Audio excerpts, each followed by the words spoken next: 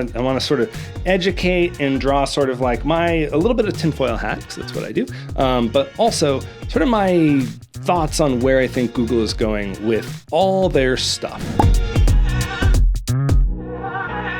Today, we're going to be talking about the Google sort of methodology that they're employing, sort of my feelings about it, and what it means for the plumbers that need that source of revenue. First thing is first, it's important for you to understand what the SERP page is. So that's SERP, that stands for the Search Engine Results page.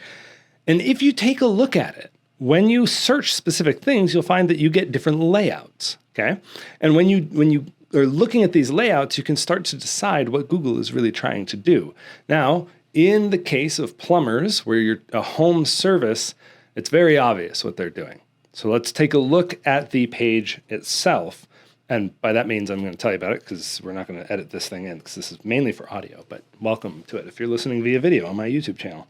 So if you type in plumber near me, which is the most searched term for a plumber, right? It's also the most competitive, tends to be most expensive. But if you search plumber near me, you will find the layout of the page betrays what Google wants you to do, both from the user side and from the business side. So first thing that you see is you see Google guaranteed ads. Those are the green check mark, also known as Google local services. Google local services is what Google calls them, by the way. So if you're using anything else, I guess it's wrong. Agencies and plumbers all have had their own terms for it. But the green check mark, Google guarantee, that's local service ads. That is the first thing that's up at the top of the page. Then as you go down, the next thing that you usually see is going to be 3 to 4 search ad placements. So these are the classic search ads that everybody's been using for a long time now. Almost everybody wants them to work really well for them, but they're tricky in order to get operating correctly. So then below that, you have usually, again, because this sort of, Google's always tweaking this and it changes a little bit, but usually you have the map pack or the snack pack. It's been called multiple things again. But we call it the map pack, right? So what you're going to have is you're going to have about 3 listings there, maybe 4 if somebody has bought a sponsored listing, but 3 to 4 listings that show review and a little bit like the map next to it, click to website, maybe book, and a call button right there.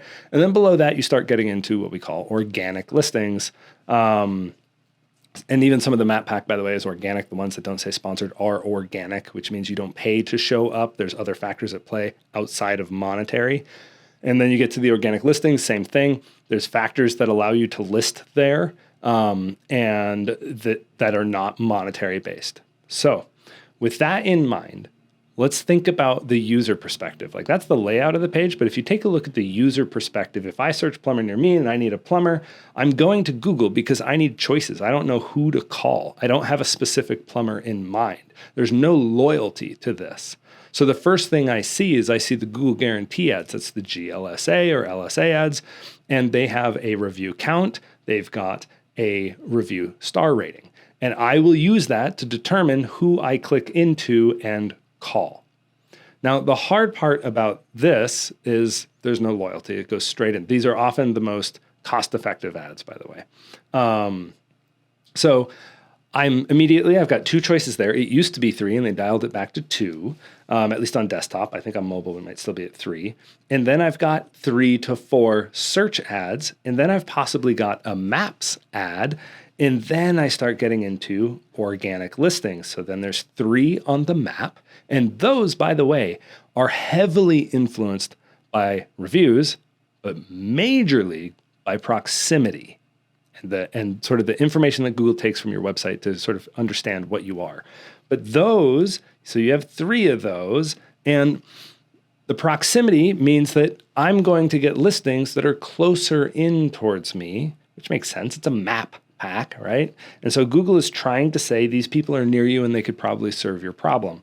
Then you get into the organic listings, which are not influenced by proximity, but more like the structure of websites, the longevity of websites, factors that Google gets to determine as far as how they want to rank those. And so you'll often see within those organic listings, you will see maybe one local plumber, and then you'll see Yelp, and maybe Home Advisor, and they'll have lists that are like top 10 plumbers, in your area, which means I would have to go and click into that and then make a choice on another list. It's a lot of work. But this is how Yelp and Home Advisor resell you leads, is they will get the lead into their system somehow and say, hey, plumbers, would you like this?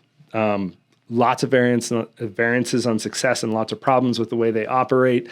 That is going to be a topic for another time. So you're ending up, by the time I scroll down, you got 1, 2, 3, 4, 5, 6, 7, 7 ads placements.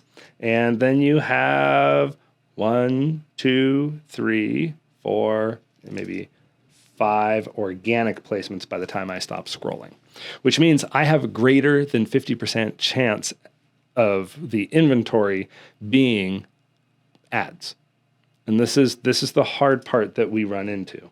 So with Google, you're going to have two ways that you can get in front of that customer. One is organic and one is paid. But people are often coming to me and going like, I want my SEO better, which underlines a psychology that I think is, I don't want to pay for ads. And when you look at the way that SERP page is laid out, you're not going to compete very often if you are not going to pay for ads. Google is consistently tweaking this, so you need to pay for ads. And that is the tug of war that has always been between SEO and ads. And SEO, by the way, it isn't free. You have to pay somebody to do it, or you have to spend energy to do it yourself. And all of those are resources. So SEO is in direct conflict with what Google wants, because Google is curating their network, right? They're curating their page and their infrastructure to be able to give a really good user experience, because they need that user there. And the reason why they need that user there is because they need to sell the advertising. Google's largest revenue driver is the advertising on these platforms, which means that yes, you should do SEO, but you should also realize that at any moment you could be number one and sink down to page 3, whatever. I mean, Google does things all the time with their algorithms, right? And tinfoil hat part of me goes, they're going to try and keep this thing fluctuating and rotating and being weird, so that way Google makes more money on ads, because they don't want you to get that exposure for free. They want to sell you the opportunity to connect with their customer, which I got to say, given that that is their whole objective on the SERP page, it's amazing how complex they made Google Ads itself. It's like, really, you can't suss out some of these intentions that we have. And it seems like they've tried, but the robots never really work for them either. So that's another topic too.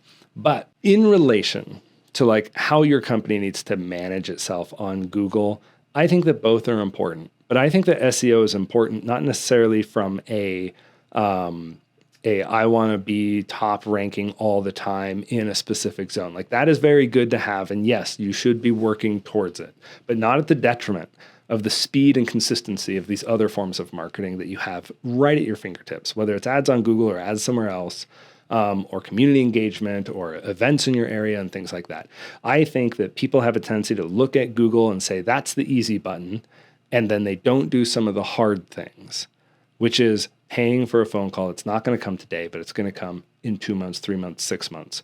But that's how you build a real company. That's how you build a big company. Now, all these things, lead generation, SEO, brand building, they all have a place at the table.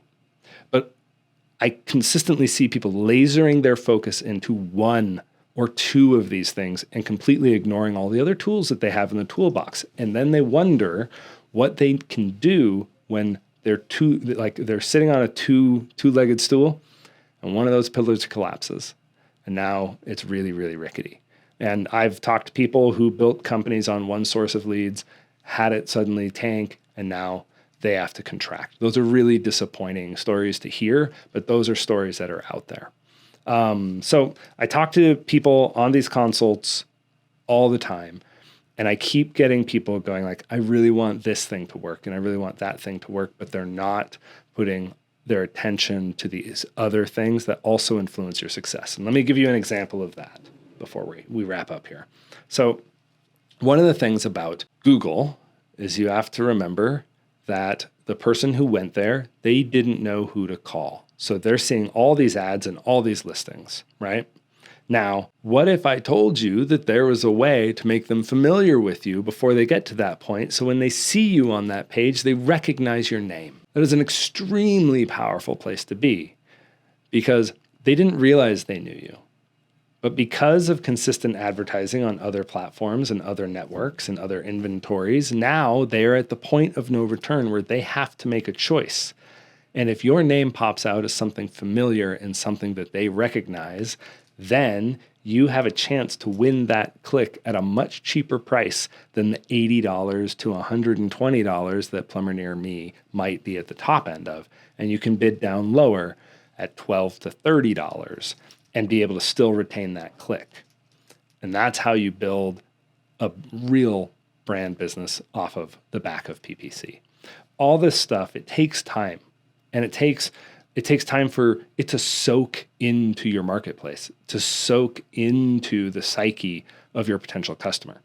And that's why I will harp on, like, get these things in place, get them ready so that if you need to throttle them, they're there, right? Like Google Local Service Ads, get those things ready and going, because even if they don't yield you a lot, well, it's nice to have that option. Get all your social accounts, get all your ad accounts all ready to go. So that way, when you wake up and you find that one of these things isn't performing as well, you can lean into something else and you don't have to spend 4 or 5 days getting it ready or going through a verification process that takes so long that your business is at risk and you have to go get a loan to cover your payroll. That's the last thing any of us want to have happen.